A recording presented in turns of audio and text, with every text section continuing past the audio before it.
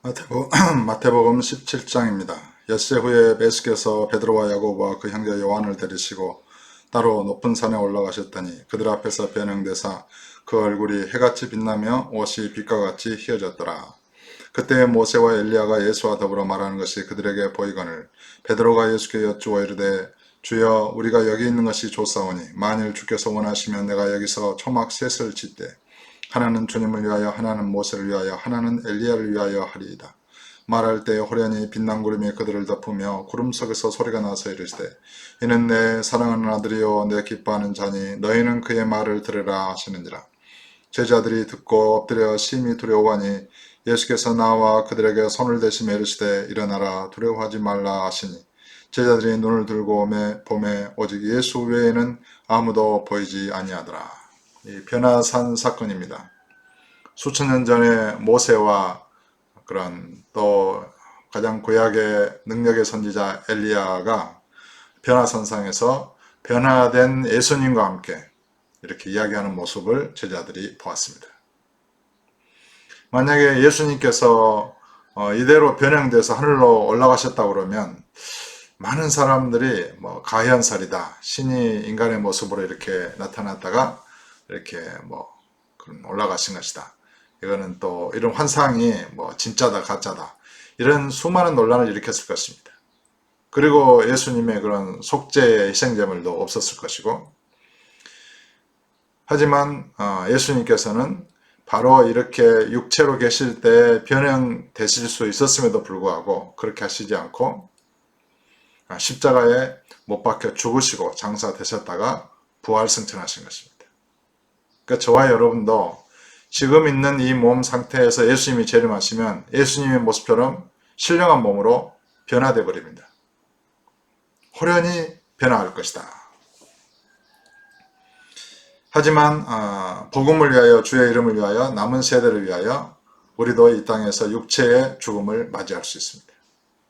그리고 예수님의 재림이 그 이후에 이렇게 이루어질 수 있습니다. 그러므로 어떤 예수님의 이러한 그런 변화의 모습을 우리가 바라보고 생각하면서 나도 나중에 저렇게 신령한 모습으로 또 부활하신 주님과 승천한 주님을 바라보고 믿으면서 나도 예수님과 함께 저렇게 신령한 몸으로 이 온 우주를 세상을 다스릴 때가 올 것이다. 그런 믿음과 소망을 가지고 이 땅에서 거듭난 자로서 이렇게 성장하고 성숙해가는 삶을 사는 것입니다. 9절입니다. 그들이 산에서 내려올 때 예수께서 명하여 이르시되 인자가 죽은 자 가운데서 살아나기 전에는 본 것을 아무에게도 이르지 말라 하시니 제자들이 물어 이르되 그러면 어찌하여 서기관들이 엘리야가 먼저 와야 하리라 하나이까.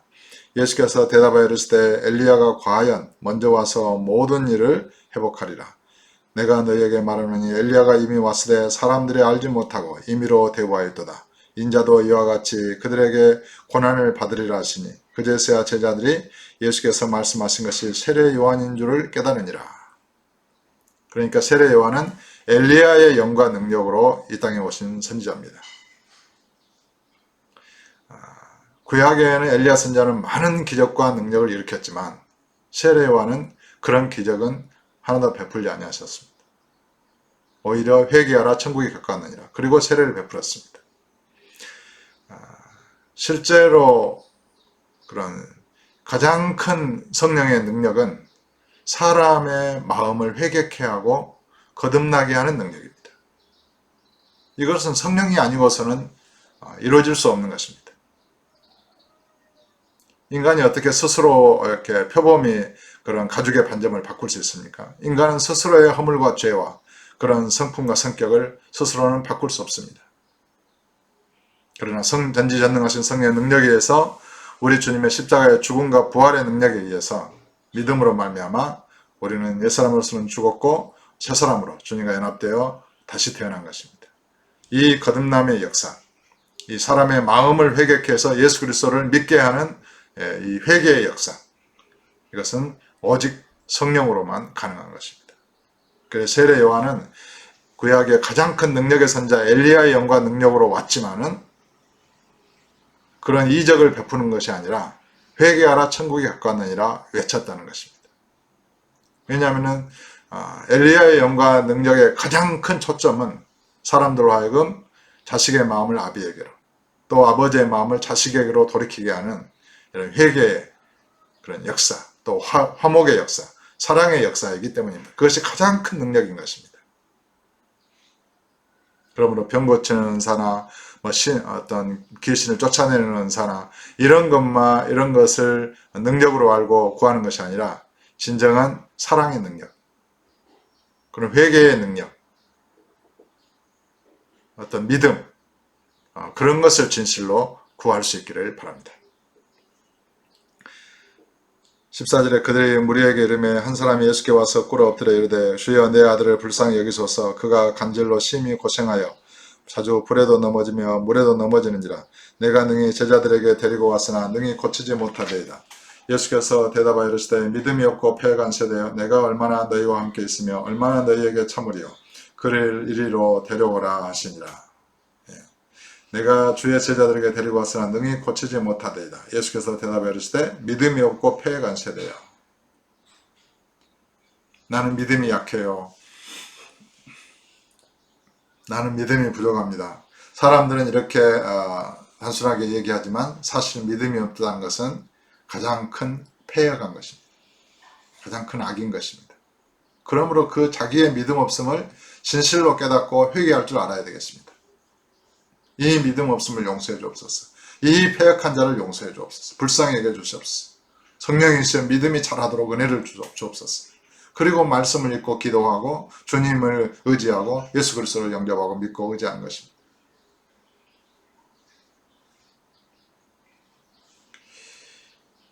(18절에) 이에 예수께서 꾸짖으시니 귀신이 나가고 아이가 그때부터 나으니라. 이때 제자들이 조용히 예수께 나와 이르되 우리는 어찌하여 쫓아내지 못하였나이까. 이르시되 너희 믿음이 작은 까닭이니라. 진실로 너희에게 이르노니 만일 너희에게 믿음이 겨자씨 하나만큼만 있어도 이 산을 명하여 여기서 저기로 옮겨지라 하면 옮겨질 것이요 또 너희가 못할 것이 없으리라. 겨자씨 하나만큼만 믿음이 있어도 이렇게 산을 옮기는데 믿음이 온 영혼 몸에 충만하게 되면 어떻게 될까요? 이 우주 만물을 다스릴 수 있게 되는 것입니다. 믿음은 예수 그리스도로 충만하게 하는 바로 그런 힘입니다. 믿는 자 안에서 주께서 역사하시고 믿음과 함께 역사하시고 믿음 안에 살아계십니다. 겨자씨 한 알만큼만 믿음이 있어도 태산을 명하여 바다에 빠지라 해도 순종케 할 수 있는데 믿음이 온 영혼 몸에 충만하게 되면 어떤 일이 발생하겠습니까? 우리에게 적은 것은 믿음이 부족한 것입니다. 주님은 전능하시지만 그 주님을 믿는 믿음이 나 주님 믿었어 이걸로 끝나는 게 아니라 그 믿음의 강도가 다른 것입니다. 그 믿음의 순도가 다른 것입니다. 믿으면서도 또 순종하지 못하고 거역하고 많은 찌꺼기와 불순물과학이 섞여있는 믿음이 있고 믿으면서도 두려워하고 또 마귀에게 이끌리고 유혹을 받는 믿음이 있고 믿으면서도 행하지 못하는 정말 시들어가고 죽어가는 저는 믿음이 있고 믿으면서도 확신하지 못하고 정말 마귀를 대적할 수 없는 그런 어린 싹 같은 연약한 믿음도 있는 것입니다. 믿음은 천차만별인 것입니다.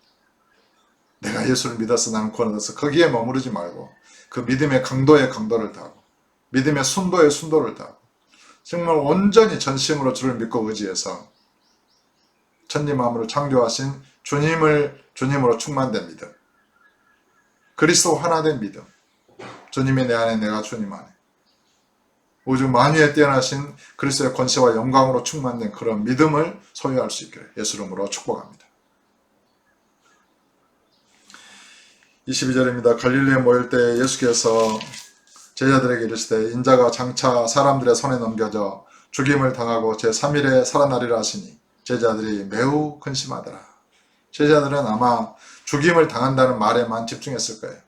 제3일에 살아난다는 그 말을 제자들은 아직 깨닫지 못했습니다.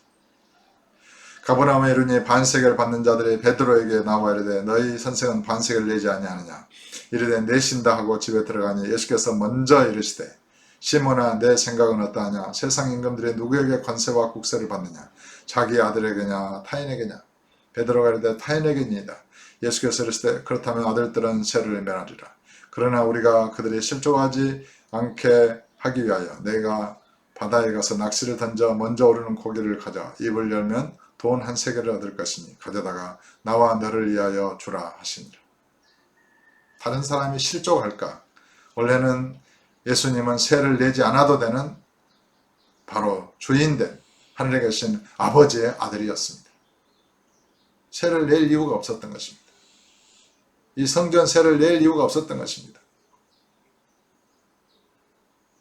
하지만 다른 사람들이 실족하지 않도록, 시험에 들지 않도록 이 반세겔을 내고 계십니다. 또 물고기를 잡아가지고 물고기 속에 있는 동전을 이렇게 꺼내서 이렇게 세금을 내고 계신 것입니다. 이 예수님의 무한한 능력, 베드로가 밖에서 이런 대화를 하고 들어왔는데 예수님은 그런 대화의 상황을 이미 다 알고 계신 것입니다. 오늘도 아무쪼록 예수님을 온전히 믿고 주님과 동행하는 그리스도로 충만되어지고 충만되어지는 계속해서 거듭난 자기이지만 자기를 계속해서 부인하고 예수 그리스도의 왕되심을 계속해서 인정하고 예수 그리스도의 주되심을 인정하고 주님이 아닌 것은 아무것도 할 수 없다는 것을 고백하면서 주님을 의지하는 그 믿음이 더욱더 강해지고 커지고 온전해지기를 예수 이름으로 축복합니다.